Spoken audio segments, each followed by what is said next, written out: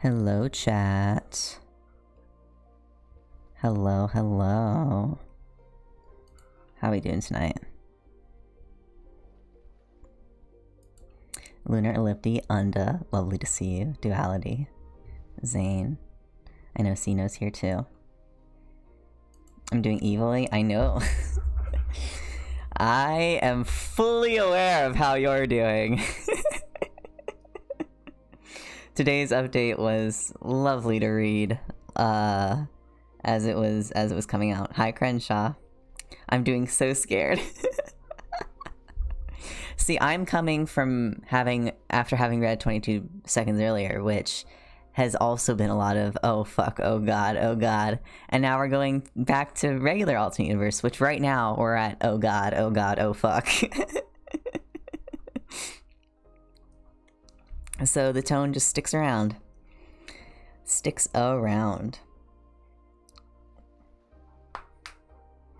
But yeah. But I went shopping today. I got a bunch of stuff done, like chores and stuff that were just housekeeping. But the entire time I was checking the 22-second stock, reading stuff as it was getting written. But we are going to do, today's chapter 36. And I'm gonna recap last chapter a bit, but the main thing, got in a little bit of a fight. Hello, Skitty. The devil is back. The moon split open. Solux is dead. Carcat is dead. And Dave is gone. And now Rose is planning to figure out how to kill a god. And by god, she means Dirk. But everything has kind of gone to shit. Absolutely, undeniably gone to complete shit. And that's where we're at. So... rest in peace, Carcat and Solux. They are never coming back. At least... No, we're gonna get started. We're gonna get started. Let me make sure my music levels are good. It's funny, I play music, but I take my headphones off while I'm reading because it's easier to focus. But I like having the music as an ambiance, even if it's just really, really quiet in the background, for the VOD. Alright. Yeah, we're gonna just get started. No more preamble, we're gonna hop right into it.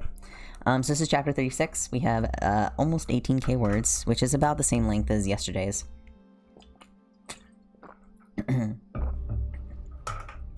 So we're gonna hop in. No worries, Zane. Hope you have a nice night. Alright. You kneel down over Solux and look at his body, the gash along his side where his rib had been before. His face is slack, and his eyes black and lifeless. Aradia kneels down on the other side of Solux and gives you a solemn look. With care, she dips her fingers into Solux's chest, phasing through him like a ghost. And when she pulls them back, there's something gold and glittering in her palm. She holds it to her chest and stands up once more. A door opens behind her and she steps through it, and just like that, she's gone. That was a little underwhelming, Jane tuts from her place next to the girl with the braids. The devil's got an army to rally again, plus he's gotta get his energy back for all this ending. Nothing's saying we can't get started already. People are already scared. I'm gonna make them scared and angry, the girl grins. No, I meant Aradia, but that fight too, Jane clarifies. I wouldn't be so gleeful when there's no more people around. What becomes of us? Aradia comes for all of us eventually. The woman in the doctor's coat interrupts, walking past you without seeing you. Oh, come on, like you and I haven't worked together all the time. Wars and disease hand in hand, the girl with the braids points out. And this is the last one there'll be. Forgive me for not being so gleeful to rush to my own end, the one in the lab coat says dismissively. We still have a job to do, and so does she, Jane points out, and nods at the place the door had been. Of course, if nothing else, we are professional. Ladies, she nods and sweeps away into the air. The one with the braids, and then Jane follows suit, and then of course, it's just you, near enough anyway. You stand, numbness vying for anger within you, and take a moment to slip Karkat's scarf around your neck. Then, you walk to the nearest destroyed stall and pick up one of the broken wooden poles. You heft it in your hand and decide that it's a little too heavy, so you press your foot to it and snap it off. You're not entirely sure if a stake to the heart kills a vampire, but it works on an awful lot of things. Rose, you should read this. I'm going to put this here on the ground, Kanaya says warily. You turn and see Kanaya setting the box on the ground near Solux's body, along with a slip of paper on the side. I'll grab the blanket. You dropped it earlier, Kanaya adds. She backs off further as you walk towards the box. You kneel, open the box. It's empty. The note, then. This was the best outcome. Trust the process. Go to the building, then the car, take Solux, go home, and wait there. I would appreciate it if you put that down, Kanaya says as she carefully drops the blanket in the box. The devil himself just showed up, either killed or maimed one of my best friends, destroyed the body of, you hesitate for a second, of my Moirail, which sent him to heaven, where he'll probably be killed by other angels or tortured forever. He then murdered someone I consider family and dragged my twin to hell, so I would have appreciated none of that happening. I would have appreciated being able to help it all. If he'd seen you, then you'd be dead or dragged to hell as well. I was only doing what was asked of me, Kanaya argues. Your hand moves. You're too angry and lost to really be sure if you intended on stabbing her with your makeshift stake or not, but she stops you either way. She grabs your wrist tight and stares you down. Fine, you can't hurt her with the stake, so you drop it. I would have thought you'd have known what it was like to watch your brother get dragged into another plane of reality by a sick god, you say coldly. There are other ways to hurt people, things that cut deeper than sharpened wood. Kanaya jerks back with a pained expression. You don't care. You're wildly beyond caring somehow. You put the box and the blanket in your bag, and then move to Solux's body. You pick him up, and try not to think about how light he is. Jade and June, you need to find them. Looking around, you can see the path June took as she was smacked across the landscape. You shift Solux against your shoulder and start walking in that direction. You're aware after time that Kanaya is following you, but she's choosing for now not to say anything, which is fine by you. You're not feeling all that conversational or flirty right now. At the point when you notice Solux's blood is seeping through your shirt, it starts to occur to you that you're probably in some state of shock. However, shock is more useful than curling up in the middle of Central Park sobbing, so you'll use it until it runs out. Your numb feet carry you through the park in a straight line. You only divert when you get to the edge of Central Park and have to find a wall short enough that you can get over it with Solux. It's pretty obvious which building June hit. It's just rubble and twisted metal now. Rose, you look around and see June propped up against the wall, blood dripping down her face and bandages pressed to her shoulder. You're alive, you say, walking closer to her. Just about. Jade's using Beck to get survivors out. I only managed to slow the building falling a little bit, but thank goodness it was evening, I guess. Is Solux? June trails off, staring at Solux's body. He ripped Solux's rib out and destroyed Karkat's body, then he dragged Dave down to hell, you say quietly. I think she's in shock, Kanaya supplies from behind you, though you don't have the energy to do anything. Jade! June shouts loudly and then holds a hand out to Kanaya. Help me up, she groans, and then gasps in pain when Kanaya does just that. We need to go home, you insist. To your left, Jade and Beck show up, and you can hear June and Kanaya explaining the situation. It's like it's a radio station slightly out of tune. You still have the car keys? You ask Jade. Jade seems a little surprised by your question, but pats herself down and pulls them out of her pocket. Alright, you have everyone you need, and the keys to the car. With a moment's concentration, you work out what direction you need to go and start walking. You don't really notice how heavy Solux becomes over time, nor the reactions anyone you walk past may have. You pay no attention to the others behind you, and the worried conversations they have. As you walk, Solux's tails tips bounce off your right shin. It's not right. When he's walking, his tails are always moving. They don't just hang there. It's not right. You hold on to him a little tighter and keep walking. When the car comes into view, Jade hurries ahead and opens the door after you zap it with the key she gave you. The back is still stretched out, so you climb in with Solux and lay him on the back seat. June grunts as she falls in the front, and Jade crawls in the back with you. Is he really... Why is he taking so long to come back? That didn't happen before, Jade asks as she shuffles over and reaches for him, feeling his lack of pulse and peering into his black eyes. Beck moves over and sniffs and snuffles at Solux's face, nudging him with his nose to no avail. Ugh, what is... Oh, Rose, look, June calls to you from the front. Looking around, you see June holding up Karkat's belt of holding. He must have left it in the car. Some numb part of you wonders why Karkat would leave a vitally important magic object in the front seat of a car unattended, but you don't have the time for thinking that now. What you do know is that the belt that you put together has a pouch for Solux in it, one with a wound suture kit in it. You grab the belt from June and hurriedly open the Two of Swords pouch and grab inside for the wound suture kit. It hits your hand and you pull it out immediately. You waste no time in getting to Solux's side. His shirt is completely ruined and not in the way at all, but you take the time to use one cloth bandage to wipe the blood away and then thread your needle. We need to get home. June, can you drive? You ask as you pull the thread through and knot the end of it. Your only experience with this is with sewing fabric, but Solux isn't alive enough to complain. No, I can fly. Also, even if I could, I'm not really in a state to. Jade? June asks. My island didn't have roads, let alone cars. I can sail a boat, but I can't drive a car. I mean, I could give it a try. How hard can it be? Jade says dubiously. You start to sew Solux up. It helps somewhat to think of him as a doll with a tear in its side and not... He talked to you about Karkat.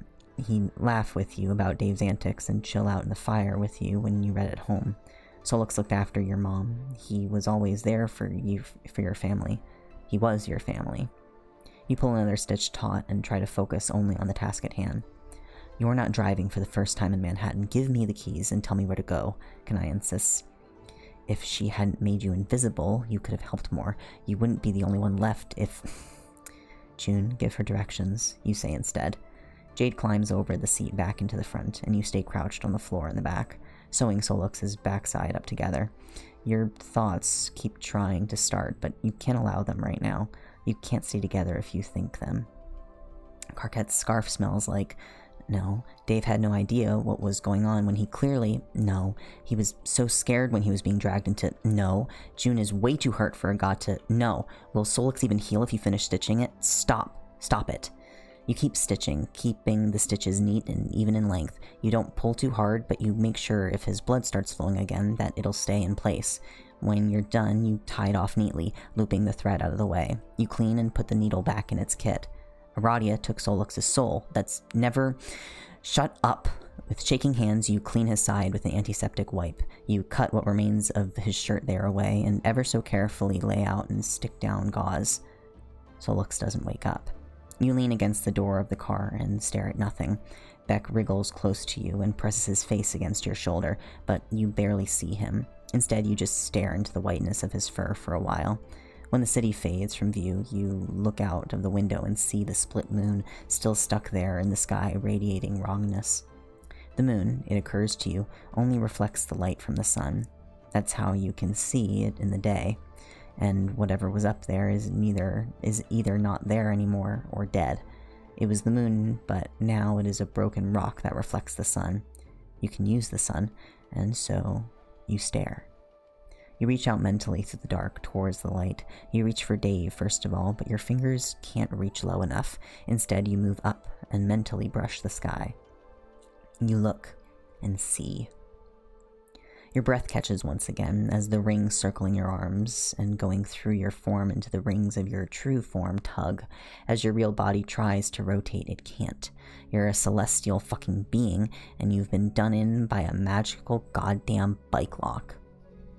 Noted. Alright, the next thing on this list, it says you slapped a priest in the Vatican, the woman across from you says slowly. In my defense, I was trying to save his life, which I did in fact, you protest. So he could tell other humans about seeing you, the woman says tersely. Yes, but if I hadn't woken him, he'd be dead. Would you rather a dead priest than a live one, and one barely credible account of an angel from a hugely religious man, you argue? It's a pretty obvious conclusion to you. Not really. We have new priests all the time. He would have died a martyr if you'd let him. It also says you called him a useless, unconscious, scrotum-faced idiot as you slapped him, she says, squinting at you. Yeah, well, I'm sure he'd have harsher things to say to you people if he knew how little you cared about him. The man dedicates his life to your religion, and you couldn't care less if he burnt alive. You sneer at her. You're missing the point. I'm moving on to bigger topics. Your maker, tell me about him. The woman sighs and makes a note. I can't believe you altered my vocabulary so I can't describe him properly, you hiss at her. All of your profanity gone, just like that. You're not going to sully this investigation. Tell me about your maker, the woman insists. He was a self-righteous, self-aggrandizing waste of consciousness, and I'm glad he's dead. How about that? You hiss at her. The woman gives you a flat look and pulls another very long scroll over to her and writes something at the end of it.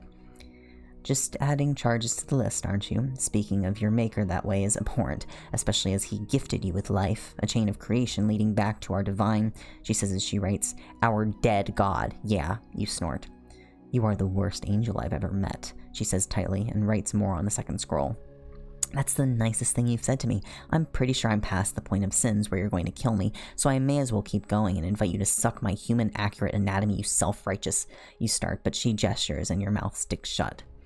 I think we will stick to yes or no questions for now, she says tightly, and you glare at her. The car goes over a bump in the road and you're jolted back. So they're going to kill Carcat too then. Or that's what he thinks at least. They're going to kill him. Solix is dead, June is hurt, and you've no idea how to get Dave, or even what you'd do if you did, and whatever force was holding you before and giving you the ability to keep going finally sputters and runs out. You squeeze back close and cry into his fur. The car jolts as it's taken off of the road, but you barely notice. You don't look up until your mom reaches into the car and pulls back from you. Solux, you protest. Terezi's getting him, your mom assures you, and sure enough, Terezi ducks around your mom's side and nods. She moves back so your mom can pull you from the car and hold you outside of it. She leads you slowly towards the house with one arm around your back. Mom, you swallow thickly. The literal devil came and dragged Dave to hell, and he couldn't see me because of that blanket, and I know, your mother says softly. You think you're still talking, though who knows how much sense you're making, and as you babble, you walk and think about how you're probably never going to walk this path through the woods with Dave again. Put him in Jasper's mausoleum, over there, your mother says over the top of your head. Yeah, that'll work, Terezi nods, and you look over your shoulder to see her walking off with Solix's body. I'm going to stay outside. The wind is... It's good for me, June says, grimacing partway through her words. You start to ask questions, to ask why your mom seems so calm, why Terezi is taking Solix away, why any of this happened. It's late, sweetie, your mom whispers, wiping your face with her fingers. You must have still been crying. I need to know, you protest. Terezi says in the morning we'll all talk and explain things. It's gone 3 a.m. Go to sleep. We'll talk then. You walk up the stairs numbly with Jade and Beck behind you. You hear the front door open and shut again, and Terezi talking to Kanaya and your mother. You don't want to wait, but you're so emotionally and mentally exhausted, not to mention physically with how late it is. Solix is dead, but you figure he's not getting any deader. I have concrete dust in my hair and this isn't my blood, Jade says a few seconds after you get into your room. You look down and see that your hands are gold from Solix's blood. Come on, Jade insists and gently leads you to the bathroom. She strips, showers, and washes everything out of her hair and skin as you absently scrub your hands and then stare at nothing. Jade braids her hair and puts her pajamas from last night on and nudges you onto the bed first. It should be some relief that you fall asleep immediately. That you dream is less of a relief. You're shaking and shuddering through and through. You're pretty sure that if someone peeled all your flesh away, then your bones would be rattling. You're so cold that your thoughts are slow and foggy, yet you're coming back into being awake again. You're trapped. That's the first thing you realize. You're bound up from head to toe, but the moment you try to move, you find that whatever is around you moves easily enough, and more than that, it's soft and warm. You peel your eyes open and realize that you're wrapped in several thick blankets and laying in what feels like one of Solux's hammocks. You shudder a little harder and feel the blankets around you crunch slightly. Confused, you pull back and look, only to find that your breath has seemingly been freezing on the outside of your thick blankets. You've no idea where you are or what happened, so instinctively, you reach out and pull into the ether to summon Solux. And find nothing there. That is enough to wake you up fully, enough for you to remember Solux getting his rib pulled out and keeling over dead, but he always comes back after dying. He can't just be gone. You try once more to call him, but still get nothing. A noise like a pickaxe in ice outside of the hammock makes you realize that you might not be alone wherever you are. You keep still and wait, listening as hard as you can. The chipping noise keeps up, and then there's a thud that reminds you of what sounds like when snow slides off of your bedroom roof back home. Finally, the female voice sighs in relief, and there's a scrape of metal once more. Curious but cautious, you wiggle forward in your blanket cocoon and peer out the end. Your first impression is that you're in some ice cave, but as you look a little longer, you see that the edges of the ice show the faint traces of a wall behind them. You're in a frozen room. Adding to this picture is a bed that's frozen solid against one wall, with a desk next to it that has icicles hanging from the edge. Below you, there's a roaring fire from a neatly stacked bonfire that somehow isn't cooking you. You're not alone in the room either. Across the other side, you can see a demon with wide, almost animal ear-shaped horns on the top of her head and a blue furred tail switching behind her. She's chipping away at the ice-covered walls with metal claws strapped to her hands like she's cosplaying Wolverine or something. She starts to turn, and you panic, shutting your eyes and pretending that you're not awake. Playing dead isn't a great defense, but you're a blanket burrito right now, so you're kind of fucked when it comes to any other kind of defense. You hear the demon moving towards you and something sliding against skin. Her breath comes out in short, huffing breaths, and then without warning, she presses a hand to your forehead. "Getting there? You with me?" she asks, jostling you. Well, you can't keep pretending to be asleep, and it could be dangerous to do that anyway. You open your eyes and wince at how cold the air still is on your naked eyeballs. Speaking of which, where are your shades anyways? "Oh god, I'd be impossibly fucked if you actually died. How do you feel?" she asks with a smile that shows off long, sharp canines. Her eyes are bright green and yellow, not glowing like Solux's and Matuna's do. "Cold as fuck," you answer through chattering teeth. "Yeah, well, the place is still warming up. I'm working on your room specifically, but turning the air back into gas again is hard. Maybe stay put for now," she suggests and moves to turn away. "Wait," you blurt out, and she stops to look back at you. "What's your name?" Best to start with basics, right? "Nepeta, you really don't remember me? I mean, I know we weren't friends and Solux didn't like other demons near you, but you don't remember anything? I thought Bro was being hyperbolic when he said you didn't remember anything," she says in surprise. "Who's Bro?" you ask, and Nepeta stares at you in complete shock. "Alright, I'm just gonna," she says slowly, gesturing to the frozen wall she had been working on. "Wait," you tell her again, and squirm out of your blanket burrito and drop to the floor. It'd be hard to land that if you weren't practiced at getting in and out of these things thanks to Solux. As you land, the somehow colder air hits you, and you instinctively edge closer to the fire. "Where is this? Where am I?" you ask her. "Oh, well, all of the frozen stuff probably makes it hard to tell, but it's your room still under there. See, you can just about see the pictures on the wall through the ice," the girl says and points behind you.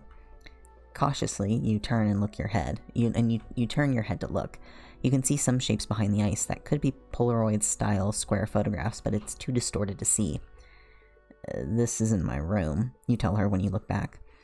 "It is, though. The demon girl looks pretty uncomfortable with you saying that, so you figure you should move on and try another track. Not that the previous one was much better." Alright, where are we? Not this room, I mean, but where is this? Here, outside this room. You try. "The old palace grounds, technically, but it's really just called the tower now because it's a tower building," she answers you.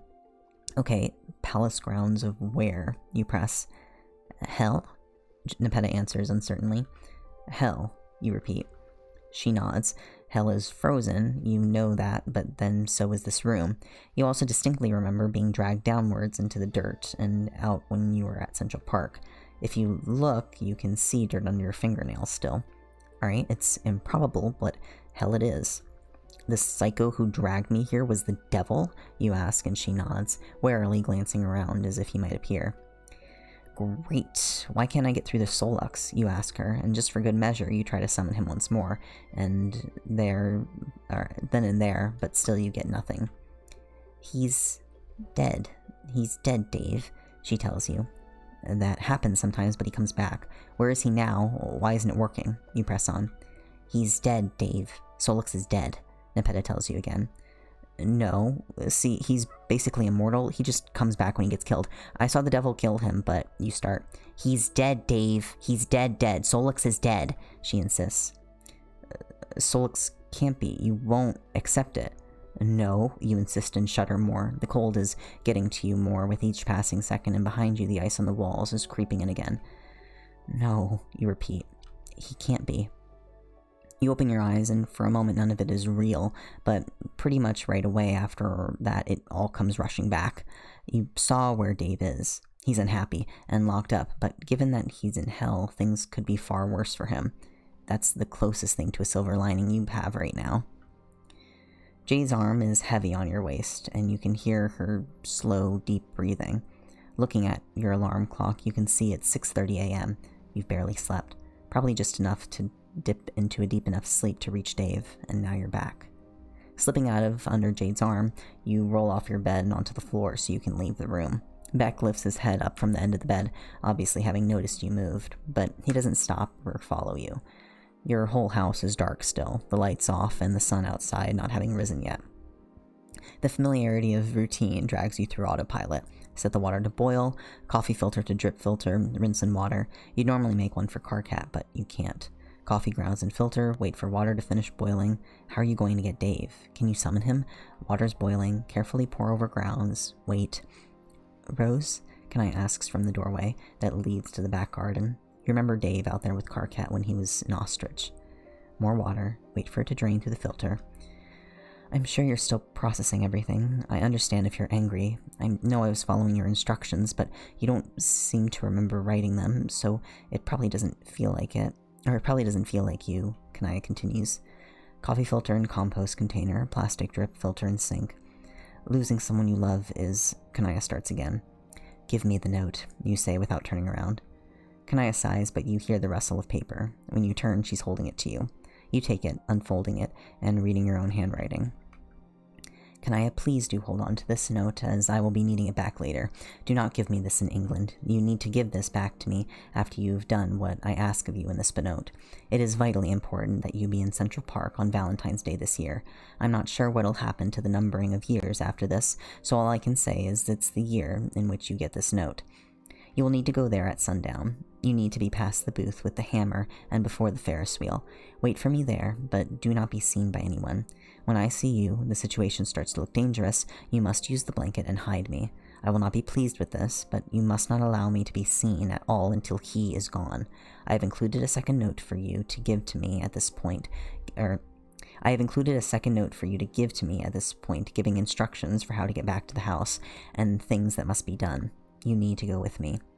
It is very strange from my point of view, having not met you yet as an adult, to be entrusting something so vital to you, but I am afraid you've been entangled in this for far longer than I have. I can only thank you for following my instructions, and I have to stress this, the fate of everyone relies upon this. Yours, Rosalind. I don't know what I'm supposed to do with this, you say finally. It is your note. I was hoping that you would, that you would know. I'm worried for Carcat. My brother got dragged to heaven and he never came back, Kanaya says unhappily, glancing out of the dark windows as if she might see him out there. They're putting him on trial. I don't see a good outcome for that. On top of that, my brother is stuck in a frozen hell that I don't know how to rescue him from, you tell her blankly. You can't get Carcat down, not unless you can find a way to break into heaven, nor can you get Dave up unless you can do the same for hell. Are either of those things you can do? Oh no, Kanaya whispers. You ball up the note and toss it in the trash. You've read it. You don't remember writing it. It has no further information for you, so you don't need to keep it. You followed my instructions. I don't like it, but thank you, I suppose. You've given me the note. You don't need to stay, you tell her, and sip your coffee. Well, I want to, if that's alright with you. Karkat is my friend, and I've heard all about what falling does to a person, Matuna told me. If they kick him out instead of killing him, he's going to need us. Karkat's my friend, and well, I rather hoped you were my friend still. Despite everything I know, there's a lot going on, and Dave is in a terrible situation and Solix is dead, but this seems like a very dangerous time, and I don't want to leave you without help. Kanaya insists. Her refusing to date you isn't even in your top 20 lists of concerns right now. It's laughably low on the list. Unless you're insisting that I leave, Kanaya adds uneasily. You open your mouth to try to come up with something to say, but you don't have anything. I don't care, I think. I have no idea what I'm going to do or how.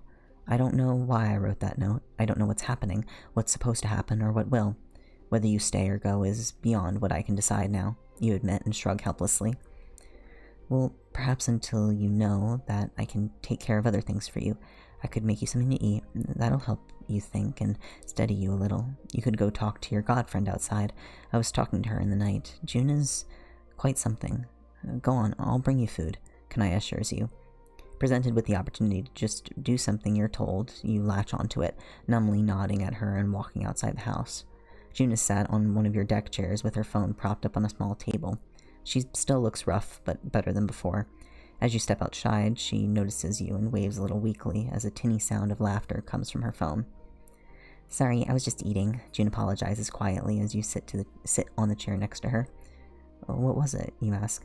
Comedy videos, Japanese prank shows specifically. My followers are feeding me by giving up offerings of my ailments, so it helps.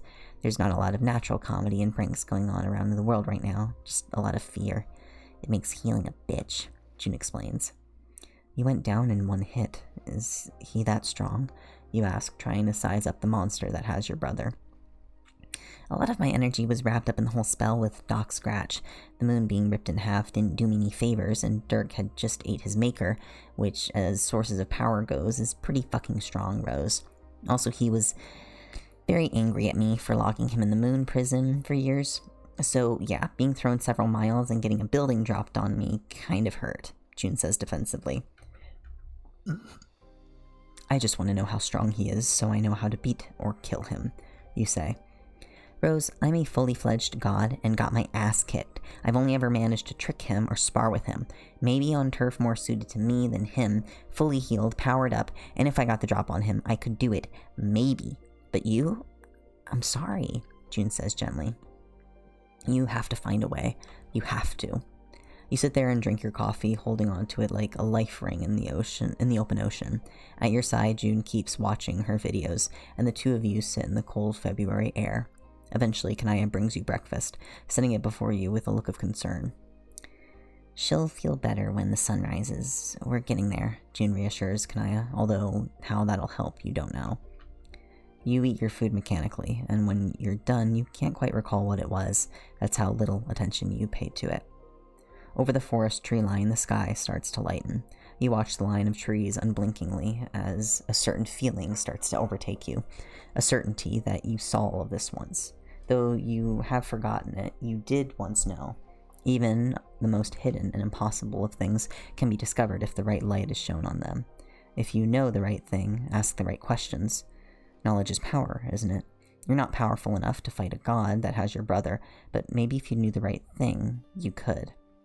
The sky behind the trees lightens, and in your hand you hold your empty coffee cup and will the universe to give you the answers you need. So help you, if it doesn't, you'll wring what you need to know out of the fabric of reality like a wet sponge. You've passed pain and numbness. You're now getting into a quiet and dangerous sort of wrath. Rose, Kanaya starts. She's doing something, I think. She's not blinked for like 5 minutes at least, June says, and you ignore them. The sun crests the top of the trees, and you see. Karkat is on his knees, mouth twisted in a snarl. Angels surround him in both humanoid form and in their more impossible ones. A lot of nerve acting like this. None of you care about them down there. Either you're up here pretending to do the right thing, acting like your hands are tied and letting them suffer by keeping yourselves ignorant of it, or else you're going down there and you see it and you somehow don't care. I don't know which is worse, but you're all monsters. How dare you? You all suck and your gods suck too, Karkat shouts at them. The crowd parts and a man walks forward. He doesn't look a great deal like Karkat beyond being both vaguely the same ethnicity perhaps, but there's something in the set of his face that you've seen in Karkat when he's being unthinkingly good to people that reminds you of him. The physical resemblance to Kanaya, however, is striking. "Karkat," he says gently. "A signless," Karkat gasps, sitting up a little straighter as best he can with his arms still bound behind his back and being forced to kneel. "You know you've broken about every law and rule we have up here, right? There's some they didn't even think of that they're starting to write now because of you," Signless says, walking closer. "The rules are wrong," Karkat insists. "Must you undermine every authority we have?" one of the angels hisses at Karkat. "Authority, but..." Karkat frowns and looks up at Signless, who shrugs lightly. My father, other mother? God. She's dead now, but I am part of that divinity. The Father, the Son, and all of that, and we can't be without a God in a time like this, so I'm here. They've made it pretty clear to me that you don't fit in here with all you've done, and you've defied and rejected my divine parents several times since you've been up here," he explains. Karkat stares at him for a moment, his jaw slackening and horror spreads across his face. "Don't tell me you got in charge and suddenly you're just as bad as she was. Please," Karkat whispers. "Like I said, continue rejection of her. You're no angel of hers, Karkat Vantus, and I won't have you as one of mine. I doubt the devil will take you, and without a god you'll fall and die.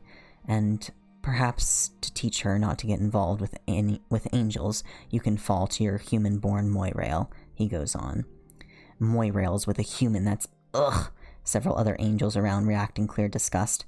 No, don't do that to her. If you're all angry at me, then fine, but Rose didn't do anything wrong," Karkat insists. Signless steps before Karkat and pulls him onto his feet, his hands tight on Karkat's shoulders. He leans in close and whispers, "Tell my sister I said hi, and sorry, this is going to hurt a lot." With that, he pulls back to look Karkat in the eye, all mercy erased from his expression. "Karkat Vantus, you are hereby ejected from heaven. You are no angel of ours. I commend your soul to any god who claims you, because you do not belong here. Now, fall," he says, and pushes Karkat backwards. Karkat's feet suddenly sink, and he plummets with a scream. You leap to your feet and let go of your coffee mug, something you only realize when you hear it shatter on the floor. Your heart is in your throat, and all you can do is stare at the sky in terror. "Rose, your eyes were glowing," Kanaya exclaims. "What did you see?" June asks, getting up from the chair. "Karkat, he's falling! Karkat!" You yell that last part out and sprint out into the barely lit grounds around your house, with your eyes scanning every inch of the sky. He's falling, and you know it's happening now, but where is he coming from? For a moment your eyes stick on the still broken moon, just faintly visible as dawn brightens the sky, but then another light catches your eye. You saw Karkat scorch through the atmosphere before, looking like a meteor streaking through the sky. This is like that, but so much worse. The path is erratic, like he's trying to slow down and stop but can't manage to. Light, of course, travels faster than sound, but you can hear him now. Karkat can project his voice like no one else you've ever heard, and now he's not holding back at all, and his screams of agony only build closer the closer he gets. The birds roosting in the trees around your home explode into the sky to escape it, and though you press your hands to your ears, it's still unbearably loud. Karkat sears his way through the sky, burning as he falls. You run in his direction as fast as your feet will carry you, and the dirt is still hitting the ground around you as you dive into the crater he just made in the ground. Karkat is arched over in the dirt, his forehead pressed into the smoking ground as his fingers scrabble in the dirt. His wings, once such a beautiful stretch of pure feathers, are burnt, and the flesh beneath is burning and peeling further still. "Karkat!" you shout, tripping and scrabbling as you fall to your knees at his side.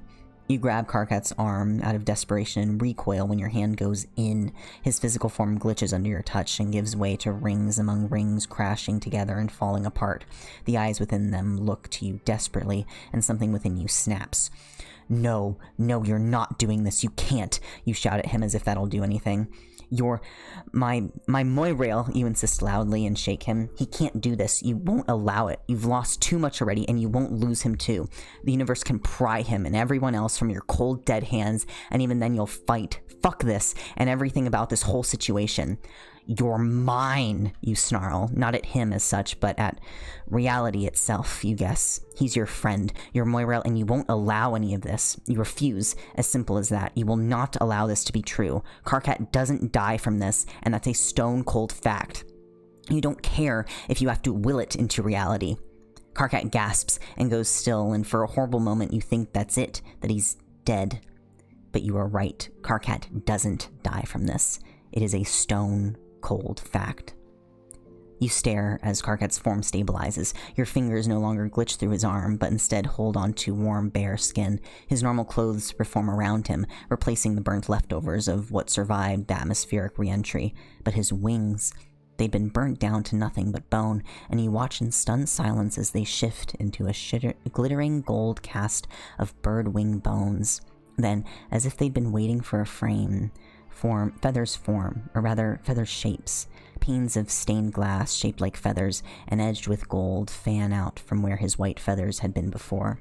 You can see through them, see the dawn-lit world on the other side through, though it's tinted in hundreds shades of reds, orange, and yellows and golds. Karkat breathes in shakily, and as you look at his face, you can see his head surrounded by a halo of glass like Art Deco made its own church and worshipped him. He's alive. Karkat, you say weakly and shake him. His wings jostle with movement, and it sounds almost like wind chimes. Fuck! Ow! Karkat rasps. You grab him into a hug that lasts several long, grateful seconds. Maybe a little longer. Kanaya? Karkat says and coughs a little. He's looking over your shoulder. Yes, are you alright? You fell, but I've never seen anything like this before. June, have you? Kanaya asks. I've got some idea, but I've not actually seen this before, June says. Cool, great. I don't even know what you mean, but I'm not thinking about that. Kanaya, your brother says hi, and also I'm going to personally punch him when I next see him. That was the single most painful thing I've ever been through. Oh, God. Karkat groans. He tries to move a little, and then pats you on the back a bit until you let him go. Karkat leans back, and when you do, and looks at one of his wings with obvious confusion. Right, great. I'll deal with whatever the fuck this is later. Come on, Karkat grumbles. He gets to his feet and then pulls you to yours. With a little effort, his glass wings and halo fade from view, and he takes a second to check that he's really free of them before looking around. Alright, so I'm not a bird, that's something. What time is it? Early? Tell me I was gone overnight. It didn't feel long, but time can be weird there. I mean, June, you still look kind of like shit, and Kanaya's here for some reason, so Karkat trails off expectantly. Thanks, it's the next morning. Karkat, about Solux, June starts. Yeah, I know he's going to kick my ass for this, I'm sure, but he got you all out by the looks of it. I guess that the devil can't find you in Roxy's magic warded property? Karkat sighs and looks around. Solux is dead, you say quietly. Oh, shit, he died? I guess I shouldn't be surprised. When he was using my body to attack him, he cut Solux's head off, so... Yeesh. How many times did that happen before you all got there? Shit. I need to apologize to your mom for putting holes in her property. Karkat grimaces and pulls you up the crater with him. No, Karkat, you pause and try another way. The devil dragged Dave to hell. Karkat's eyes go wide in shock. Shit. Oh, fuck, that's... Right, okay, I can help. I know angels can get into hell, and if Solux somehow hasn't already gone there to try to get him back, I can go with him. I mean, can you go there too, June? Karkat asks and looks over at June. Solux isn't doing anything because he's dead, June insists. No, but Karkat starts. He got his rib ripped out, June shouts. Silence falls around all of you as Karkat stares back, his face going ashen in horror. No, Karkat says, his voice small. You take him by the hand and walk away from the crater.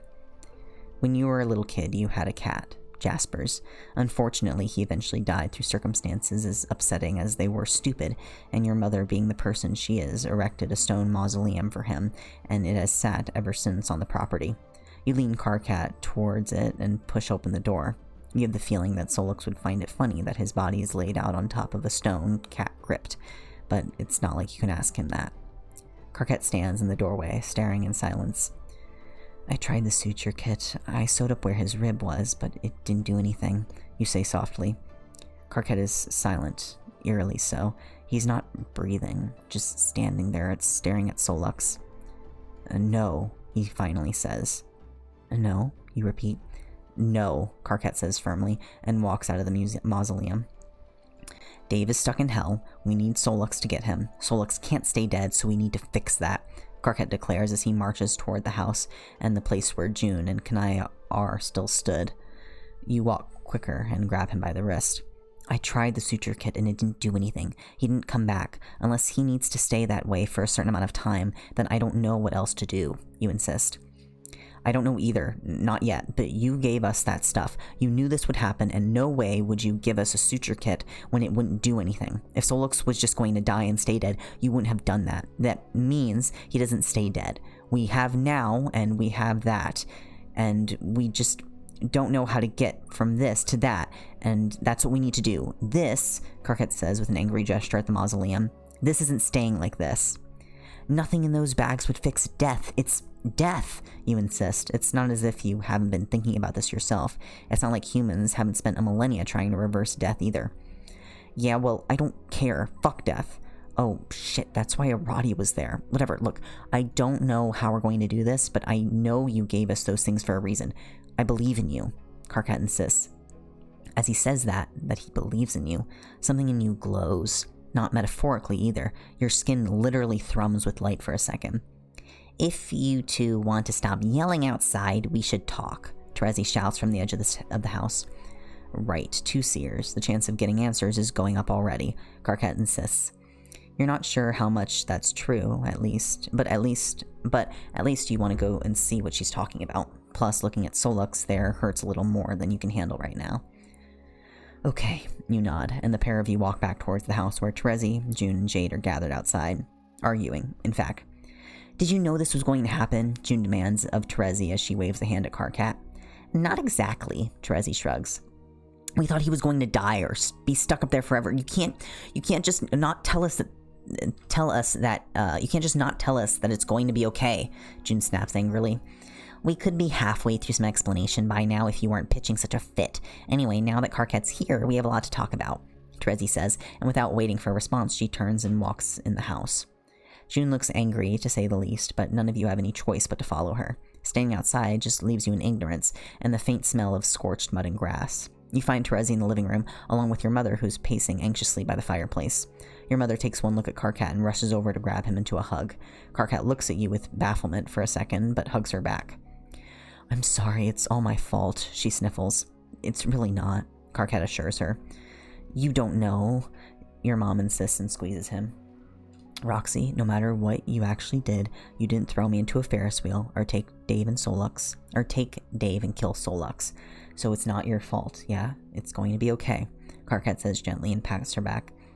Roxy, he's fine. Come on, Terezi says gently and pats the sofa next to her. Your mother sniffs but lets Karkat go. She walks to the sofa and sits next to Terezi, although her expression is still downcast and deeply unhappy. June and Jade sit on the sofa as well, with June giving Terezi a sharp look indeed. You follow suit and sit on the sofa next to June, and Karkat hops on the edge of the fireplace, entirely unconcerned about the fire within it. Kanaya lingers at the edge of the room, seemingly intending to listen but not intrude. Talk, June says sternly. I guess I can now, your mother says softly. Maybe I should start. Rose, you're a seer too. Tell me what you know about prophecies and how to mess with them, Terezi says.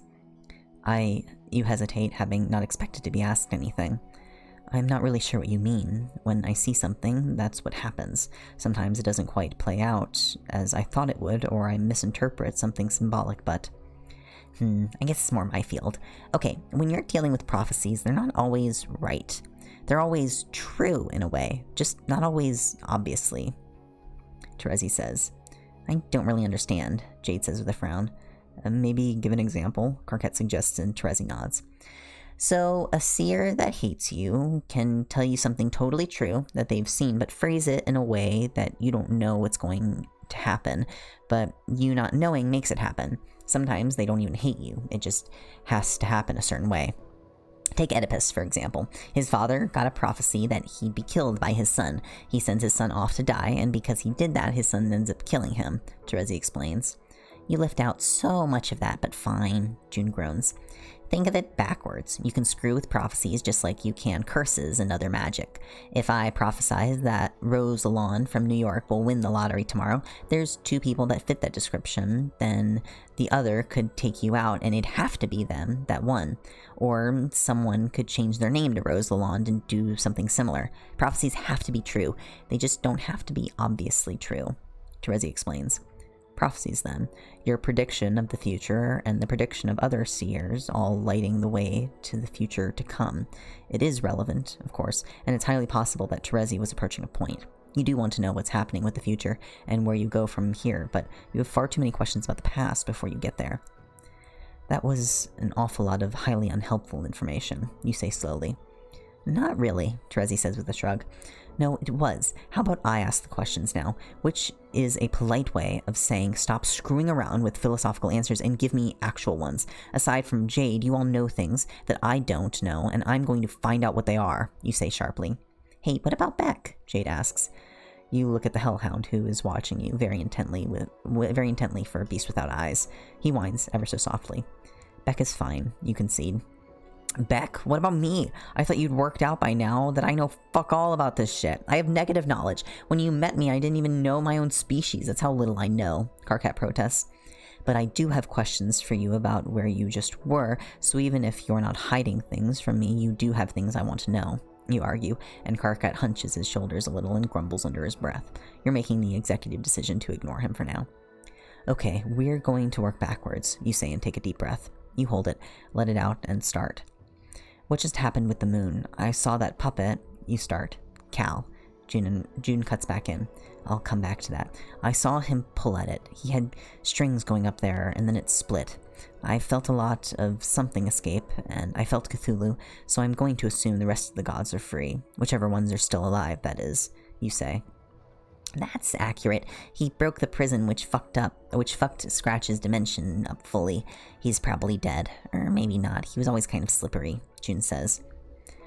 I killed the clown demon. Damara said that set her free, so I'm guessing she escaped, which might mean that she survived, so Scratch would, or maybe it killed him and that set her free. Either way, I hope this turned out well for her at least. It'd be nice if someone got what they wanted, Karkat says unhappily, his gaze on the floor and his expression somber.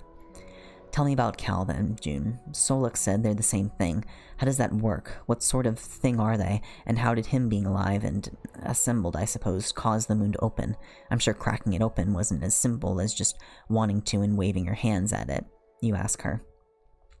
June thinks for a moment, scratching at her temple and frowning as she seems to work out how to phrase what she has to say. You can wait. You need to hear this. So, gods, right? We're not entirely all alike. We're not really a species or whatever, so we don't all work the same. But some gods, at least, can have these things. Familiar is sort of a go-to term, but that's because for a lot of gods it ends up being an example of their representative animal or whatever.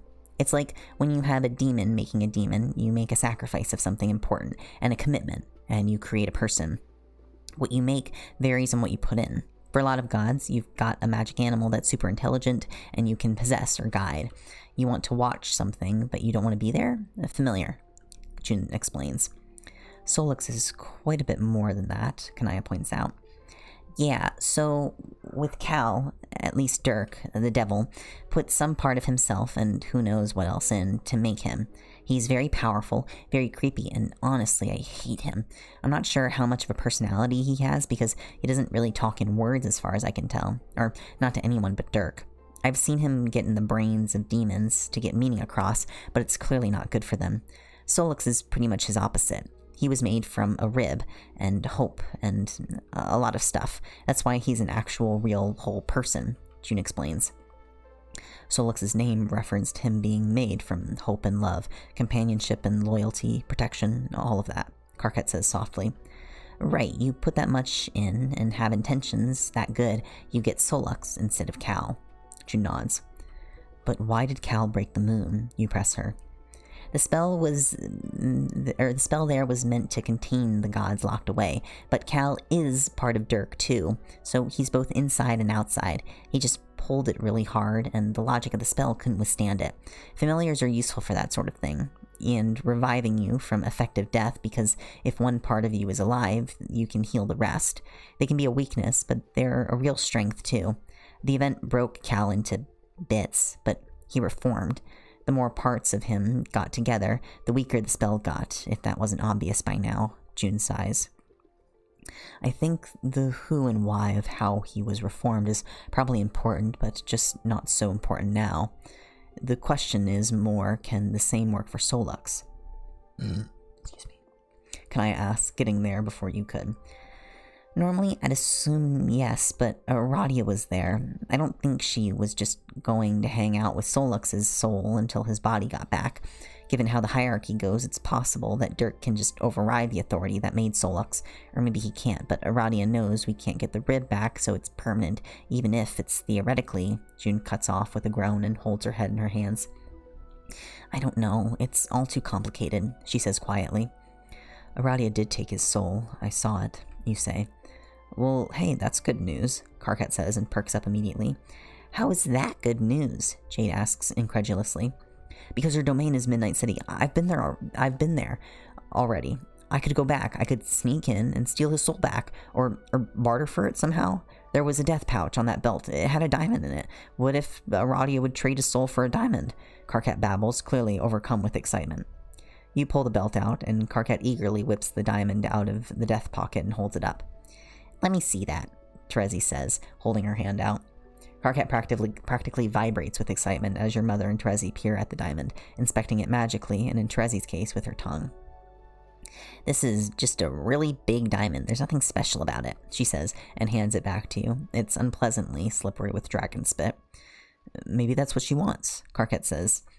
Karkat, not to put a damper on your hope or anything, but death is not so easy to defeat.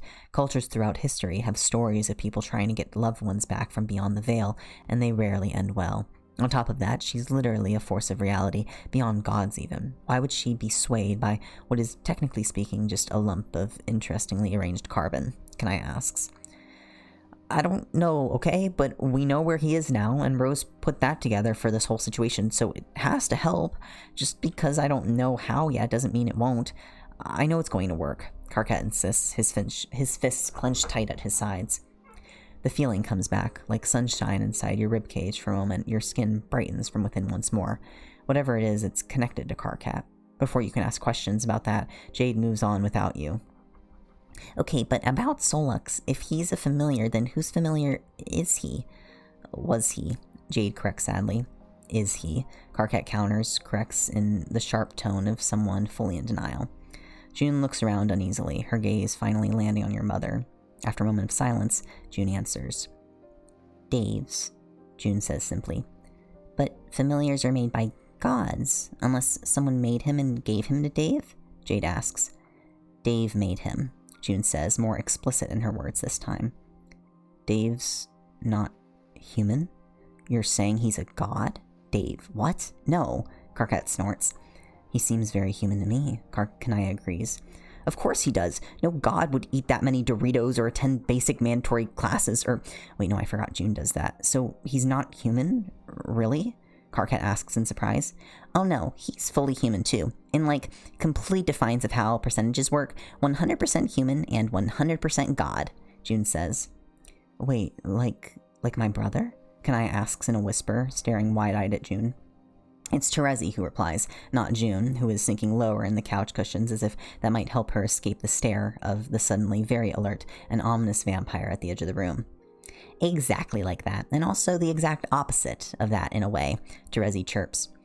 Okay, no, all of you stop. Dave can't be a god because he and I are twins, you insist. There have been times where that's happened, though. Hercules and... Wait, let me Google this. Ipicles? Yeah, one god, one mortal. Castor and Pollux, there were two, and Jade starts listing off, reading her phone. All right, but Mother, say something. This is somewhat relevant to you, being that we're talking about both of your children. Will you clear this up for us, please? You sigh, turning to her. Your mother looks lost and upset, but when Terezi lays a gentle hand on her shoulder, she seems to gather herself a bit. Start at the beginning, Terezi says gently. She brushes her fingertips at your mother's temples, and teal glimmers in the air for just a moment. Your mother nods and starts to speak, keeping her eyes to the floor. When I was a postgraduate, I started seriously studying demons. I'd already learned everything else we knew, and it wasn't much of it wrong. So I set things up to interview them directly. I learned so much. People either weren't brave enough to do it before me or not good enough. I only really had backup from my supervisor, Jake Harley, and he was almost always off somewhere in ass end of nowhere doing things that I couldn't have ever got away with. Your mother sighs. Yes, you imagine that an older man in academia got granted a lot more leeway than his younger, female, black graduate student would have. Although, given what you've heard about the man, you do think he would have done with having people say no to him more. Or he could have done with having people say no to him more. He worked with demons too, and when I became all doctorified, we co-collaborated on a lot of it. The more interviews I did, the more demons warned me not to keep up with what I was doing, that I'd attract too much attention.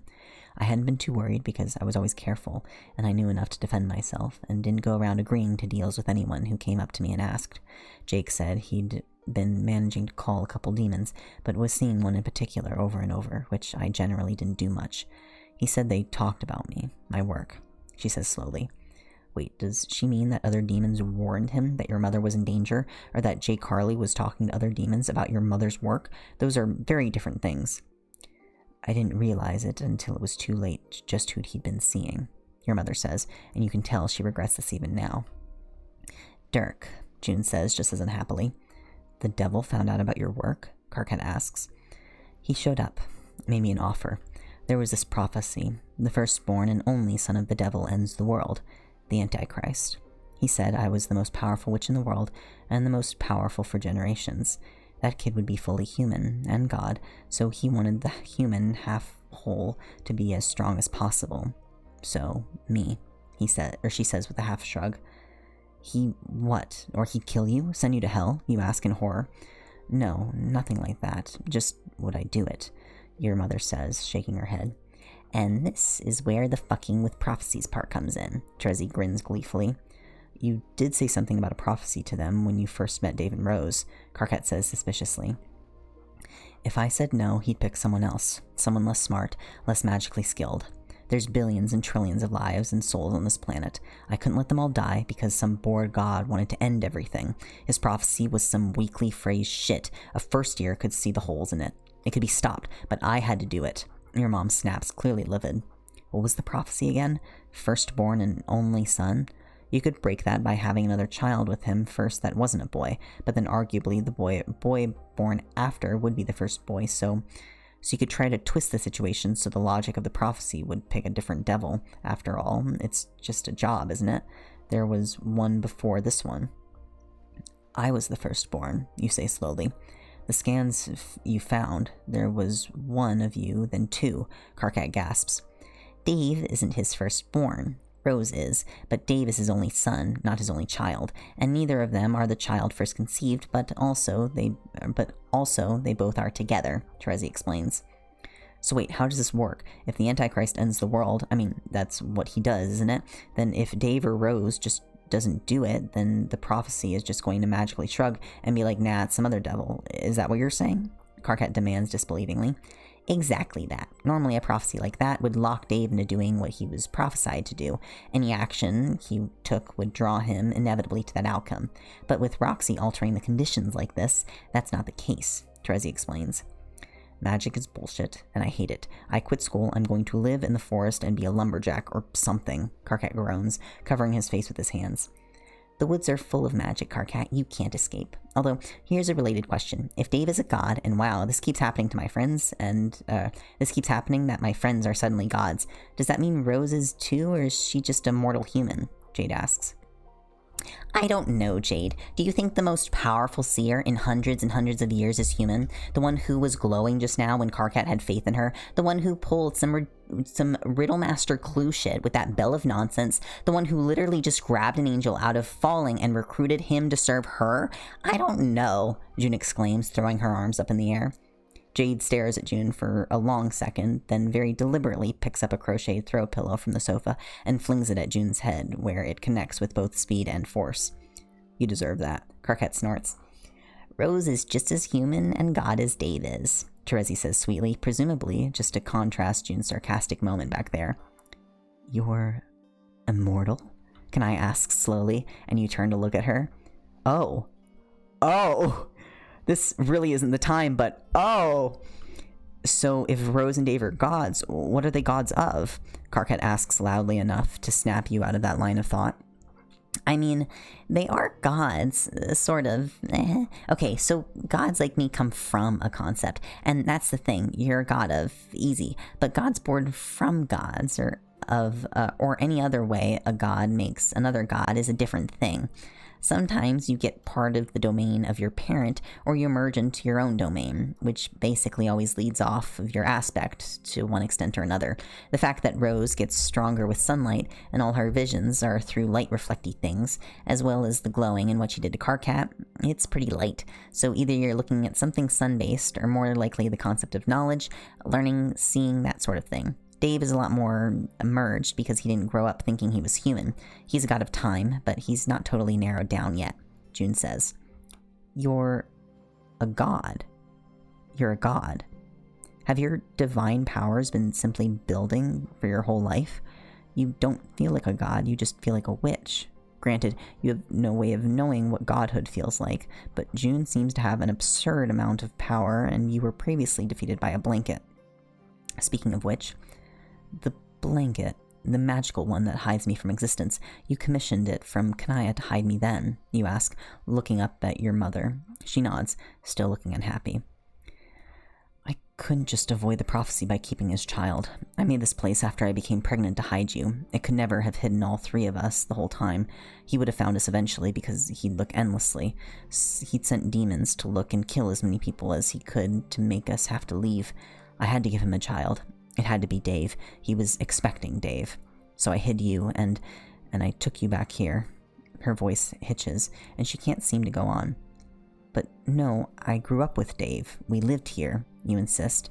You grew up here, June corrects you. No, you try, but June waves you off.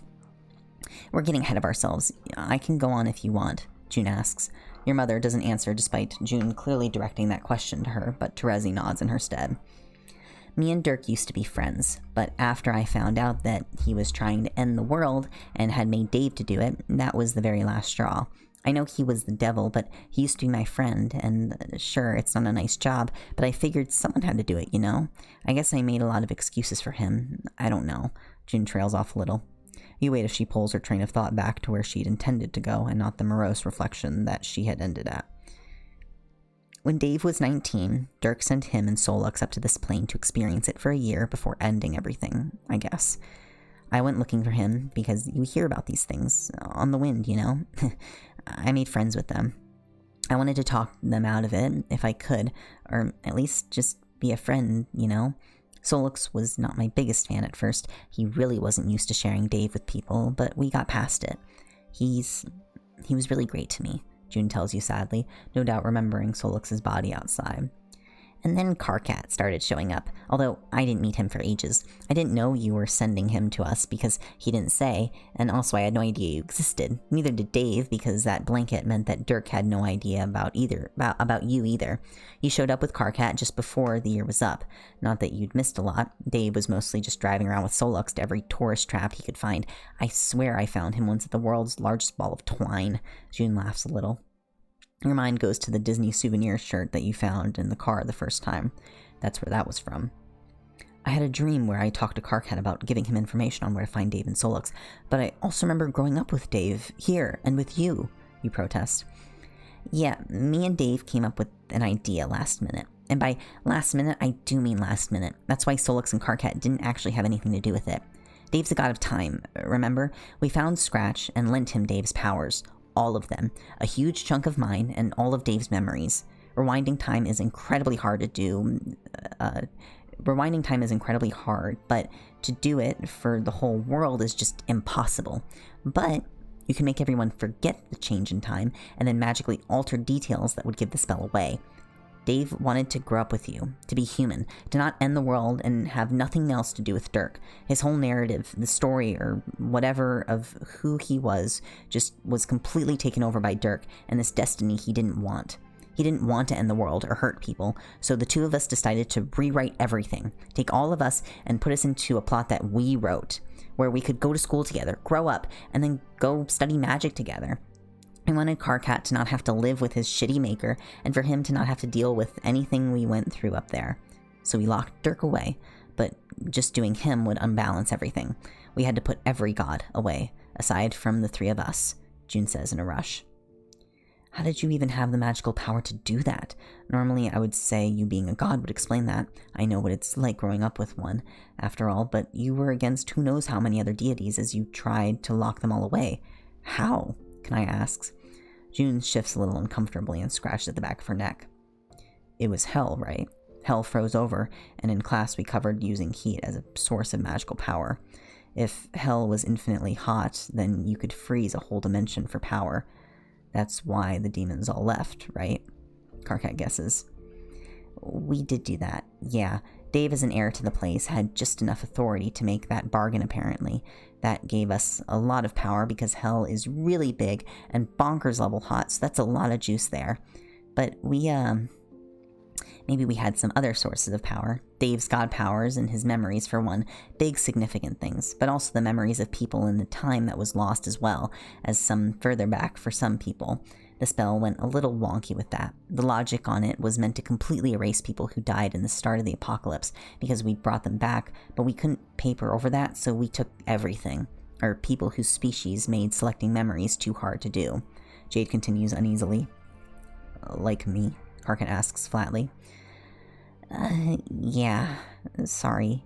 We may have also, used all of the souls in hell and all the other afterlives and ghosts. Not that we destroyed them. The universe is a closed system and everything, so people still go back into everything. Just all of their memories and... look, in our defense, we were all going to be destroyed if the universe ended anyway, so we were giving them a chance to come back if we succeeded. Plus, some of them were in hell, and that was terrible, so really, it was a good deal for some people, June insists. That's... holy shit, June, that is really not your decision to make, Karkat says in horror. Yeah, well, if it makes you feel any better, as soon as Solix found out the details of the spell, he punched me and then ghosted me for a month. For a guy designed off of a demon and raised in hell, he's surprisingly ethical on some things. I think he was also mad that whatever I did meant you weren't around anymore. Although, we figured that you just went back into heaven, sorting out the chaos. Either that or you were living happily, not knowing about Kinkri, but trying to find us, and you'd show up sooner rather than later. Not that I was worried, because I'd set things up in the spell, so we'd definitely all meet up again at Salem. I could have pretended I didn't know your name, though. Screwed that one up, huh? June laughs awkwardly. June, Karkat says slowly, making June look over at him. Am I right in thinking that your plan was a very elaborate version of, if I can't see the problem, it's not there, la la la la la, I'm not listening? Is that about it? It's a little more than that, June says indignantly. It's really not, Terezi snorts. No, really, you just locked everyone up in the hopes that they'd, what, form a support group and realize the error of their ways? That the other gods would talk the devil out of trying to end the world? Or were you hoping they'd kill him and avert the prophecy that way? It seems like you had the beginning of a plan and then decided to fucking wing the rest of it, Karkat snaps. No, June protests, although Karkat is absolutely right. But I knew this was going to happen. I remember thinking about it in the visions I had where... You freeze. You haven't told Karkat about this because it'd mean admitting that you're Moirails and that you'd been so for years and years. Although you did more or less say the same earlier when you were somehow bringing Karkat back from falling with what you can only assume are god powers. But you think he was a little too consumed with the very painful process to hear you. Yeah, of course you knew. You set this whole thing up with the belt, so this was always going to happen. That means we can do something about it, like bringing Solix back, so he can get us into hell so we can rescue Dave. If he's having to unfreeze hell, that's going to take time and energy. He could be weaker. This is the best time to do it. Also, I don't want to leave Dave in hell and Solix dead for longer than I have to, Karkat insists. Do you have some kind of plan for getting to wherever Solix is? Jade asks. Well, I've been to Midnight City before. I could just ask Slick to take me, Karkat says casually. The man is an interdimensional Uber. You can't just call him up for a ride to Midnight City. Not to mention that his boss is hardly our biggest fan, given that we delayed an already in progress apocalypse before and stole a bunch of dead people back from her, powered by the souls of other dead people. I doubt she's just going to let you in or allow one of her employees to do that, June argues. I can ask my boss, his wife, to get him to agree, Karkat says hopefully. You know Dave did borrow a lot of things from the library, Kanaya says slowly, and Solix held things for him. With them both gone, we'd have books that were unreclaimable, and as a librarian, you'd be well within your right to retrieve your property. I doubt Solix's extra-dimensional body works when he's dead. I could go there on library business, Karkat repeats in a delighted whisper. You could go there on library business, Kanaya agrees with a wicked grin. Of course, Kanaya is just as enthused for library-based soul theft crimes, and somehow you're not surprised. How do you get back without Solux? Your mother asks, speaking for the first time in a while. Ah, yes, getting Karkat back from that realm last time wasn't exactly the easiest thing in the world, and very much relied on Solux being here to pull him out. It also killed him and made him a snake for a while, which is less than ideal to say the least. Actually, getting Karkat back might not be the hardest part. He's her angel now. He might even straight up be a familiar. I don't know what Rose did exactly to switch them. Either way, commanding and summoning should definitely be something Rose can do, June says slowly. The idea of commanding Karkat against his will really does not sit well with you, but equally you suppose that Dave had the same power over Solux, and Solux did whatever he wanted basically all the time. You've no intention of manipulating Karkat unless it's to literally save his life or something like that. Being able to summon him out of Midnight City, though, would be very useful. Alright, would you be okay with me trying that, Karkat? You ask. If it means I can get back and it makes this plan possible, then absolutely, Karkat nods. Okay, so how do I summon him? Dave never used a summoning circle, but I suppose I'd always thought he was just silently chanting a version of it, you admit. You never really thought of it as strange, and you wonder if you were at some level aware of what was really going on, so it didn't strike you as unusual. Like I said, I've never had a familiar, so I can't say for sure, but from what I know, Dave said it was like reaching out to Solux and just telling him something, or being like, hey, you, come here, June says and whistles, snapping her fingers and pointing at the ground before her. A mildly confused Beck trots in front of June and looks up expectantly.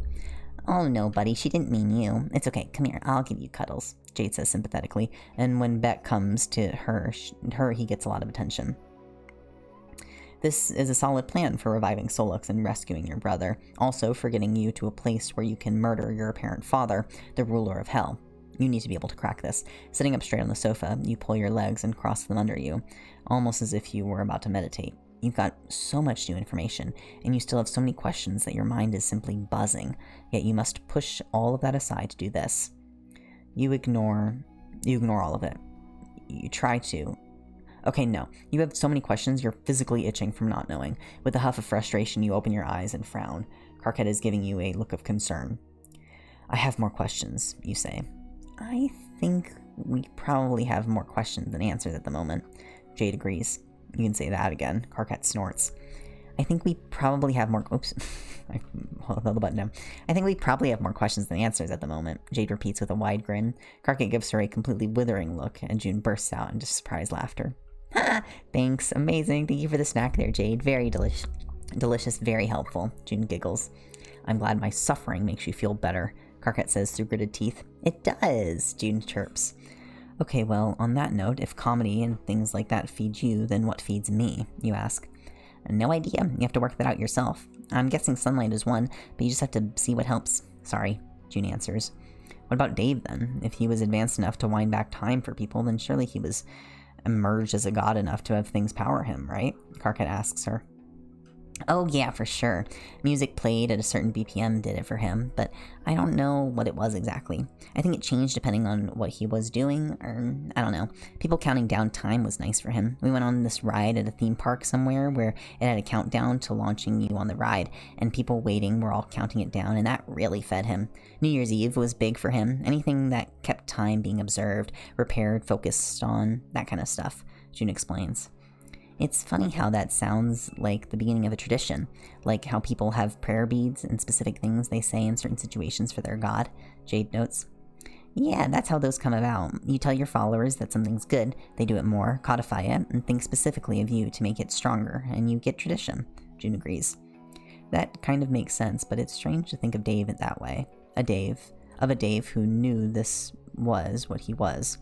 That's so different from the Dave you know now. And Dave didn't remember any of that. You check. June shakes her head. He deliberately gave up all his memories and powers for the event, so no, he didn't, she confirms. I don't get that. I really don't. I mean, I remember growing up with Dave. I remember things we did together our whole lives, you insist. Anything after the event is totally real.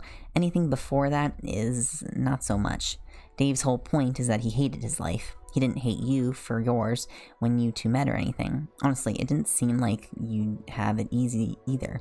He wanted to fix things for both of you and remake things, like a big what-if situation. What if you'd been allowed to grow up together the whole time? That's what this is, June explains. So their memories are fake before the event? You ask. No, yes, well, I don't know exactly the logic it uses when it does its thing, but generally the event has that kind of don't look here vibe that some spells have, June starts. Like how I didn't know I'd forgotten about making the blanket until I saw it, realized it was my work, and that I couldn't recall it. Kanaya interrupts. Right, you don't know what you don't know. If you lost everything, sorry Karkat, then obviously you know that, but otherwise you tend to smooth over not knowing stuff. Some people forget about their own past all the time. What did you eat for breakfast yesterday? Who the hell knows? But if you're deliberately trying to remember something, like the birthday you got a certain present or something, then you'll remember that and your memories, somehow got edited in to include Dave, or if they don't, then you come up with a plausible reason he wasn't there. Dave got an edited copy of your memories as far as Solix could figure out. If the two of you talked through everything, you'd probably find you both remember being the one who did something. I don't know how it does decide whatever, or if it's collaborative. I don't know, June explains. You think back to the conversation you remembered with Karkat when you were preening his wings for him, about how hard things were with your mother, how you were living somewhere else without her. You often thought that it's hard dealing with her, with the three of you, but one child growing up alone with your mother would have been tough. It's not like Dave was some cucko chick muscling you out of your nest. She's his mother too, and things do seem to be better this time. It's a lot to take in. You'd think you could use a moment to focus on something else instead of examining every part of your past to see if it was real or not. Alright, I'm going to try to see what I can do with Karkat, you say, and shut your eyes once more. You center yourself, focus on clearing your mind as much as you can. It works better this time because you don't really want to you really don't want to touch your other train of thought right now. So, first order of business, you reach out for Karkat. You think of Karkat, the totality of who he is, and, oh, in the darkness of your closed eyes, you can perceive a light like a struck match. It burns bright and hot despite everything, and as you mentally reach out to it, you can feel the prickly defiance, the popping and spitting anger like a candle wick throwing burned pieces around. You can also feel its warmth, the soft and safe heat radiating away. Mentally, you touch the burning light, and you're flooded with the idea of Karkat. His soul as a strict ideal and most accurate presentation of him. And that's new, Kanaya remarks, and you open your eyes briefly to see Karkat faintly glowing. Right? You've found him then. Once more you close your eyes and try to get him to come here. You're summoning him, but it seems a little redundant. Don't take this wrong, Karkat, but can you go away? You ask. What's the right way to take that? Karkat says, in obvious offense. Into a different room, because summoning you pointlessly into a room that you're already in feels stupid to me, and I don't think it'll work, you tell him. You could have just asked me to go into a different room, Karkat mutters, but you hear him walk off. That perhaps could have been phrased better, Kanaya agrees. Whatever, it worked. You can feel that the lit match of the light that represents him is going further away, but it doesn't seem appreciably dimmer or harder to reach for you, which is encouraging, as too short of a range on this power would ruin your current plan. You want to get Karkat to come, but you also don't want to order him as such. You'd rather not take his autonomy away, so you're trying to be delicate about this. Keeping your awareness on his light, you try to subtly pull him, but all that achieves is a lot of nothing. Abandoning that, you politely think that he should come here to where you are, but that also doesn't work. A little frustrated, you reach out mentally, grazing his light with your senses, and open your eyes. Ugh. Karkat grumbles, and your vision goes dark for a moment. When it comes back, you see hands that aren't yours, or that aren't your own, pulling away from your face. Karkat swims into focus around you and shifts as your field of view is turned to the window. You are left to gaze out of your now very cratered property around your house. What is this? Karkat says to himself, and half of your field of vision goes away for a moment. When it comes back, it sweeps around a moment or two before landing on a wall behind one of the desks and a small ornate mirror hanging up there. You walk towards it, and when you step before the mirror, it's Karkat's face that you see, and his eyes are glowing bright yellow. You jolt out of it, back into yourself, right as you hear an alarmed yelp from across the house. I was just seeing through Karkat's eyes, you say in disbelief, and to the background track of Karkat distantly hurrying across your house to get back to you. My eyes were just... You start. I saw through them, you exclaim. Oh, it was you. Well, that could be useful for one thing or another. I'm glad I can be aware of when you're doing that, Karkat grimaces. You're right, that's a huge invasion of privacy. I'm sorry. You apologize quickly. It's fine. I am sure you've seen the inside of your own library before. I'll go back. Karkat nods and turns to head back the way he came. Sight through one of your followers is very interesting. For how many gods claim to be all-seeing, you might end up that way when you're done growing, Terezi says with a sharp grin. That sounds like a special kind of hell, so you're really hoping that you don't end up seeing through everyone's eyes, everywhere, all the time. You close your eyes again, half to focus on your light powers and on Karkat, but also half of your motivation is to blot out Terezi's shark-like grin. Regardless, you can see Karkat's light in the darkness just fine. Once more, you politely try to ask that he come to you, that you can summon him, but nothing happens. You don't want to hurt him. You know that Kankri summoning him did. How Solix had to teleport him to save him from that agony, but, well, he's only in the next room over. If you do pull too hard, then you can easily sprint to him and be there in seconds if you have to. You need this plan to work, and you know that Karkat wants it to as well. The mental voice you use isn't angry or a snap of a demand, but instead you tell him to come here. You issue the instruction in as neutral a manner as you can. Karkat's light flares for a second in your mind, and then right through your eyelids. Opening your eyes, you see a glow fading as a startled Karkat is stood before you, stained glass wings and halo presented and accounted for. Ah, that was like looking at the worst camera flash, Jade exclaims. Both she and June are rubbing their eyes. Your mother... Excuse me. Your mother is blinking quickly as she looks Karkat up and down, and Terezi just laughs. Perks of being blind, she cackles. Holy shit, that worked. I didn't even have to do anything, I just showed up. You could get me back from Midnight City like that, Karkat says gleefully. Oh, you have not proved that in the slightest. The next room is hardly another dimension, Kanaya says flatly. Well, do you have another dimension I can test this in, that I can get in and out of easily in case it doesn't work? Because I'm pretty sure I'm banned from heaven now. Not that I want to go back. Karkat says that last part with a bitter scowl on his face. Well, no, but... Kanaya starts. Then let's go for it. I'm calling this paint now, Karkat says, and pulls his phone out. Hesitation rises up within you. It's not that you don't want to revive Solux. You deeply do, but something about this feels wrong. Karkat, can I borrow you for a second? You ask and catch his wrist before you can press dial on his phone. You're not talking me out of this, he says suspiciously. Heaven forbid I ever do that. I just want to talk to you for a moment, you insist. I don't give the tiniest fuck what heaven forbids or not. Fuck heaven, but fine, talking. Karkat says reluctantly and puts his phone away again. You pull on Karkat's wrist and lead him upstairs, ignoring the curious stares the others are giving you. Dave's bedroom door is still open, so you pull Karkat in there without thinking. It proves to be something of a mistake, as you both pause when you're inside. The card Karkat gave Solux is still there on Dave's desk, and the room is scattered with Dave's things. Dave, who is in literal hell right now. I can't leave them like that, Karkat says quietly. I can't either. I've already lost them, so please don't just throw yourself into the grinder as well to save them. I lost you too. You just came back, you say, feeling something like hysteria bubbling up within you whenever you think of the enormity of what's happened in the past 24 hours. You brought me back, you mean? Karkat points out. About that, I don't know what I was doing, and I didn't ask you, you say. I was burning up in unimaginable pain. Even if you had asked, I couldn't have given you an answer that wasn't screaming, so thanks. I'm not sure what to make of it, but it's not bad, Karkat says and stretches out his new wings to look at them. The plates of glass seem not entirely physical, shifting through each other and creating new shades of color as they overlap. Karkat shrugs and pulls them back into himself. I don't want to command you to do things, like ordering you to come to see me or seeing through your eyes without permission. Your maker was awful. I don't want to be that, you insist.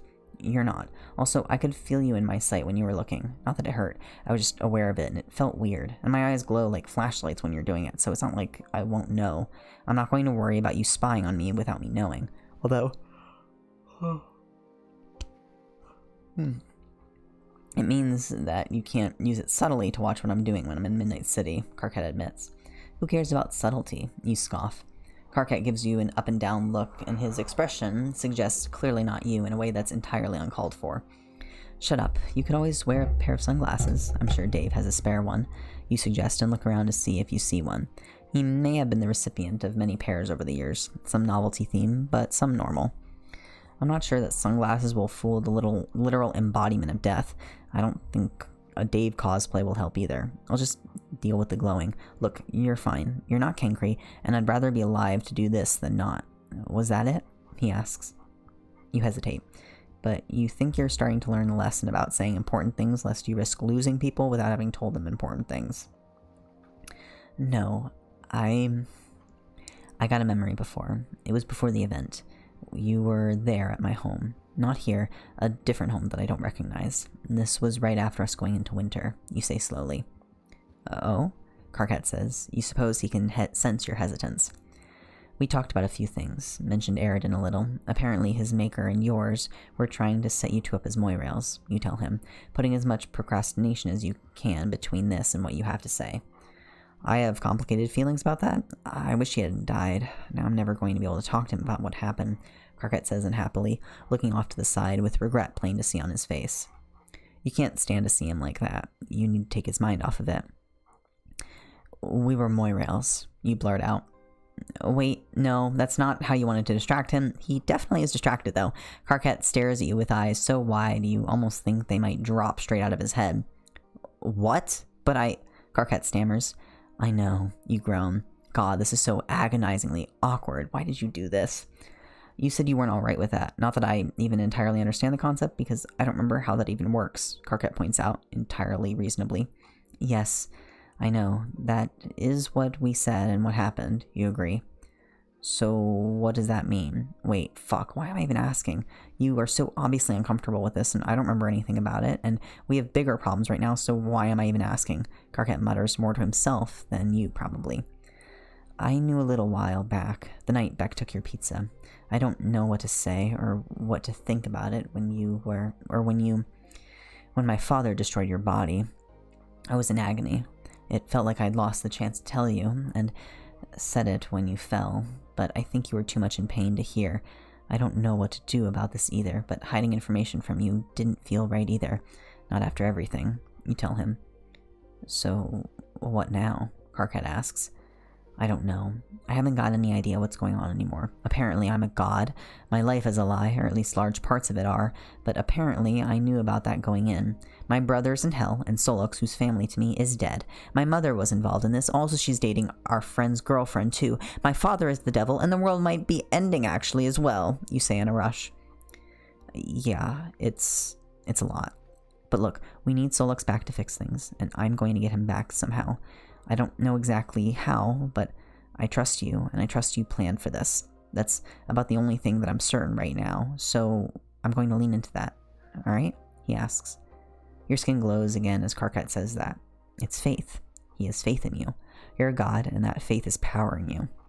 He's your only follower, your only angel, so you can't let him down, can you? Right. Okay. Step 1, call your boss and get a ride to the afterlife. Step 2, something else. Step 3, steal Solux back and defeat the literal concept of death. You say with a weak laugh, and hold your hand out to Karkat. Oh, yeah, of course. We should be able to do that by lunchtime, I think. Or dinner, at the latest. No problem. Karkat snorts, but takes your hand anyway. The two of you leave Dave's room and head back downstairs. You linger off to the side as Karkat calls his boss and tries to convince her that he needs to go to Midnight City for library business, eventually handing the phone to Kanaya so she can convince her. When she's on the phone, Karkat starts gathering up things that he might need to take, including the belt of holding, and you watch him check that the diamond is still in there. You're paying attention to Kanaya's argument that losing library patrons and books are both detrimental to the library and its standards, and if standards can't be upheld even in these times, then when can they? When your mother reaches over and tugs on your sleeve. "I'm sorry," she whispers hoarsely, looking at you from where she sat. "What for?" "For not being able to say anything, and doing this to you both. I gave him up. What kind of mother does?" She chokes out. "Mom, no, you didn't have a choice. You were trying to protect everyone you could. When we get Solux back, we'll get Dave back, and then I'm going to work very hard to find a way to kill my terrible excuse for a father, and I will make him pay. You hiss and promise." "She agreed," Karkat says after a moment, taking your attention from your mother, who doesn't seem to have anything much to say about your vow of murder. She's still holding it together far better than you would have guessed she might in a situation like this. "How long do you think you start, but the slamming of a door wasn't there a moment ago interrupts you. You turn your head to see an angry-looking man storming towards Karkat. Karkat starts, not that he gets much further because he's slapped on the side of the head before he can even get a second word in. "Ow!" Karkat protests. "Do you know how much trouble you are?" Spade Slick snarls at him furiously.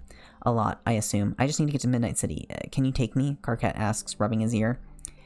"Actually, before you go, can I ask how you even got in here? I've never been able to get in here when she's banned me. How do you just show up?" June asks, jerking her head in your mother's direction. "Nothing escapes death or her messengers. As for you, actually, yeah, I will take you. I'm not taking you back unless my boss tells me to, though. How's about that, huh?" Slick sneers at Karkat. "Sounds fair," Karkat agrees. "Unless you have any other absurd afterlife shit to pull, nosy question to ask, impossible favors," Slick growls, dripping with sarcasm. "Oh, actually we do," Jade gasps, seeing her chance. "Yeah, right, I do have a question about someone who died. We just want to know where they are now," Karkat says quickly. "I wasn't being sincere, you fucking idiot. Besides, do you know how many people die all the time? I don't deal with them, and I don't care much where they go, so I doubt I'd even remember." Slick sneers. "My adopted grandfather, J. Carly," Jade says with a bit of a sour look on her face as she says it. "Oh, that guy? Ugh. He's on the most wanted list. Boss lady's pissed about it too. He's not dead. Should be, but isn't," Spade Slick answers with a growl of disdain. "He's not dead," Jade repeats carefully, something in her eyes having gone very hard and very dangerous.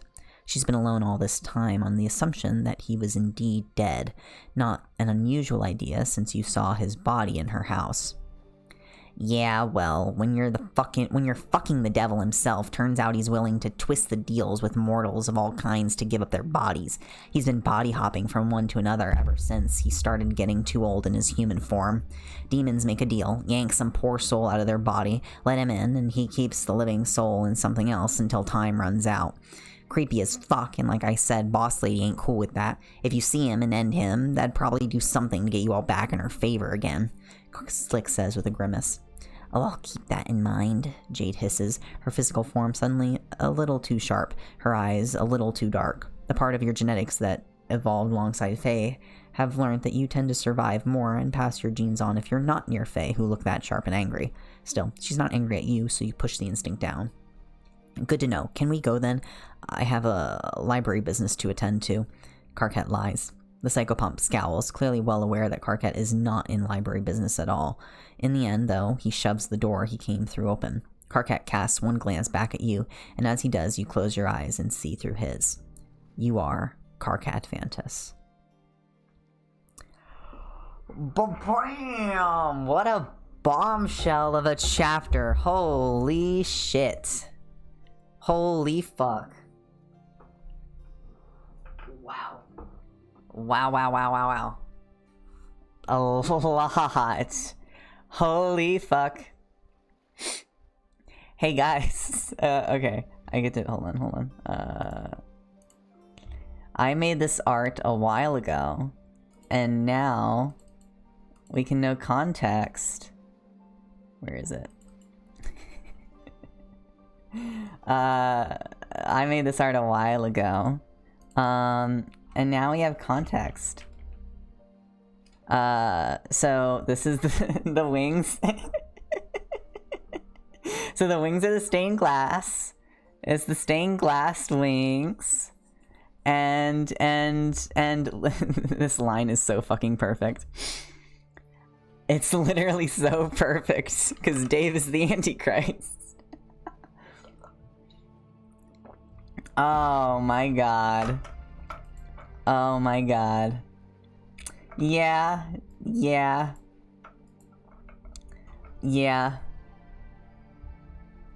They did for gore. The line is perfect. It really is. It's so good. But yeah. I draw Carkles with the stained glass wings. There he is.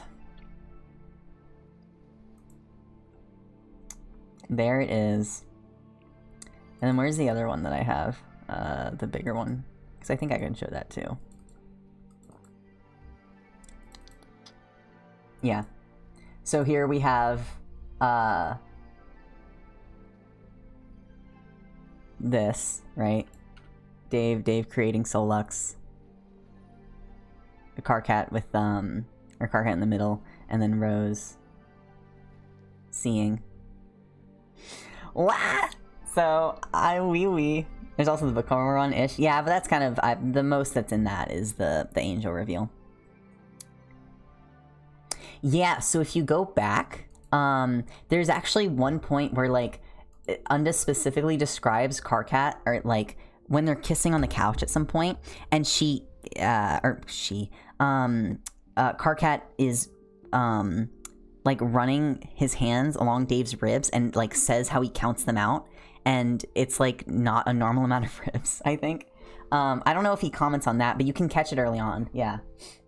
And specifically when Solux was a snake, at the when they were in Magical Combat, when they were in Mindfang's class, when Solux had to get his power back, he would go around. He like wrapped around Dave, and specifically wrapped around his like stomach / rib area.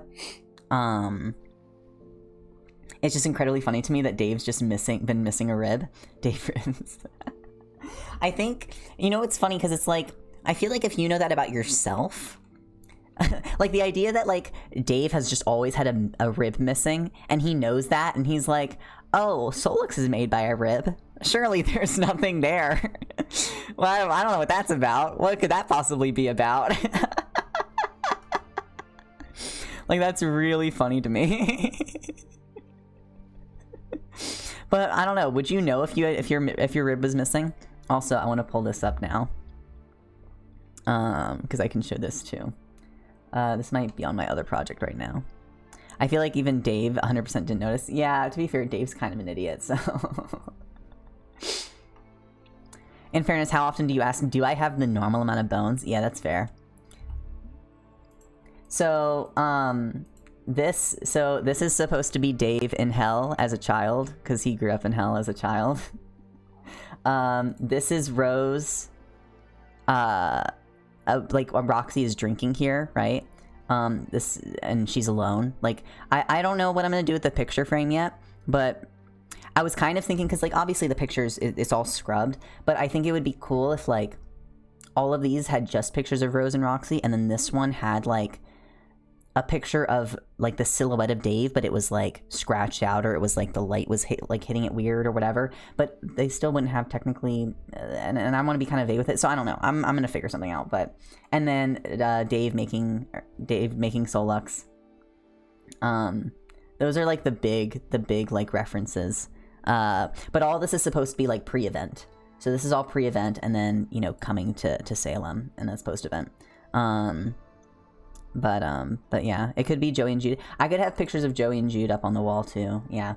But I want this more to be like, this is supposed to be Rose kind of reflecting, and like her, you know, because this is older Rose. This is Rose who is a seer god who, like, you know, sees everything, and she's like reminiscing on like what life could be, right, if she was able to have Dave.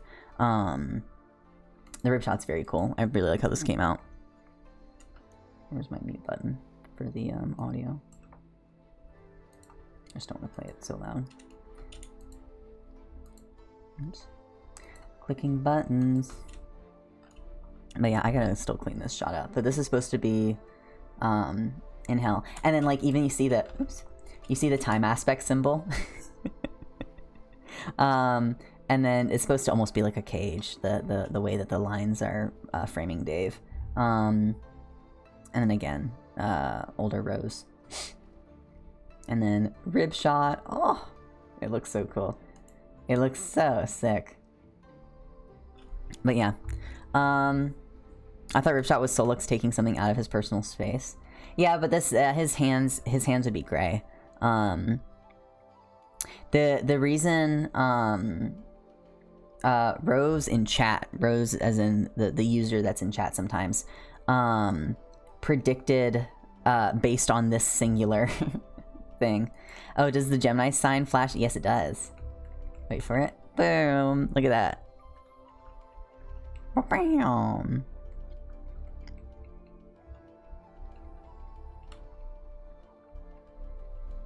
So, I wanted to have a an impact frame, and I was like, oh, what if I make it the Solux look? And it worked out well. But yeah, so some pretty big reveals. We still have 9 chapters left. So fucking, or wait, yeah, 37, 38, 39, 40, 41, 42, 43, 44, 45. Yeah, no. 8 chapters. No, yeah, 9 chapters. 9 chapters. I'm not dumb. My goodness. I'm sure those chapters will be totally fine. It'll be so fine, right? Surely nothing else bad could possibly happen. I'm so obsessed with Rose and Carcat. With Carcat being like Rose's angel. Oh, I love it so much. I love them. And now we have this like the pattern, which Solux would find funny. Now we have 2 gods who both have like Moirails as their familiars slash, you know, main loyal people alongside them. I don't know. I know June commented on it, but like the question would be, is Carcat closer to a familiar, or is he like he's technically still an angel, so it's like built into his system. But yeah. In fairness, Solux is also fascinated by them. Absolutely, yeah. Runs in the family. Yeah, it is. It is wild. It's a twin thing. But like the whole like obsession of like, you know, Roxy splitting things into 2, you know, all that stuff. Like it's oh my goodness. Oh my gosh. Oh my gosh. Anyways, yeah, we are gonna end there for the night, and we will be doing another chapter not tomorrow, because tomorrow's Friday. We will be back on Monday. Keep going for chapter 37.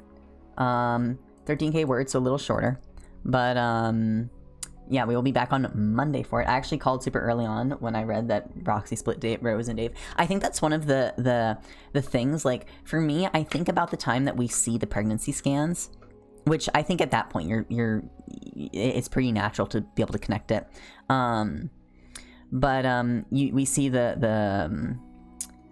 those scans, and it's like, oh, like they split pretty late in pregnancy or whatever, or we just now saw the 2 fetuses are separated, and it's like, oh, Roxy so did something there.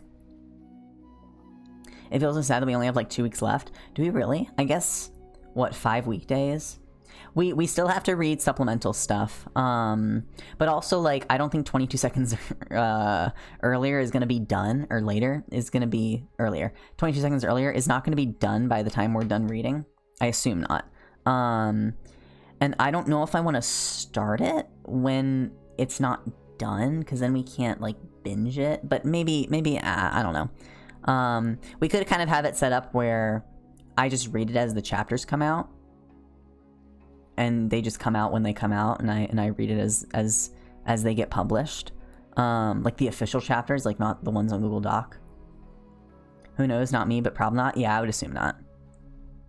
I also don't know, like, the scope you're going for right now, Unda. Like, I have no idea. Since I have a whole other fic to work on too. Yeah, which is what I'm saying. Because I'm like, the way that it's, like, set up right now, I'm like, oh, this could, like, escalate into something really long and really big, but I don't think Unda, like, wants to take that on. Because, like, in theory, I think, like, it seems like it could lead to something big. Because, like, the whole, like, you know, this is the fucking darkest timeline. But I don't know that you would want to do that because you have a whole other thing. Unda should not take on. That would be dumb of Unda. Yeah. Yeah, that's what I'm saying. I'm like, oh no.